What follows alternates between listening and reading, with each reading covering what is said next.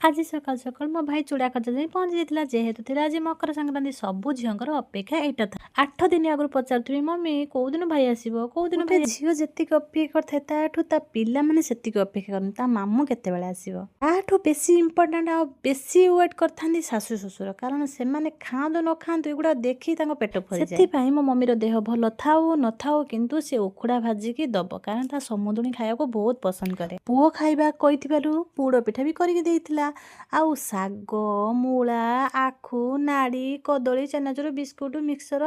शाग धनिया पत्र जहाँ पाहिछि तुली तलिक दे दीछि आपन साइड रे एमती परंपरा अछि कि नै मते कमेंट में निश्चय जणेबे सबुठ बेसी इंपोर्टेंट मो बापा पो दी जण अनै थांदी केतेले तम घर आसीबो एमिति दबा नबा पय मो भाई भाउज ठीक अछंती सेमिति समस्त भाई भाउज भी सेमिति होंतु कि गुटे नणंद को नणंद होली देखंतु निये कि तमे तम झियो हेले तमे ठीक ठाक दियंतो तम नणंद को तमे ठीक ठाक देई पारुनो जम्मा करबा कथा नै आपन को भगवान देखु जे आपन बहुत कष्ट पाइबे लव यू भाई जय जगन्नाथ वीडियो भल तो लाइक कमेंट कर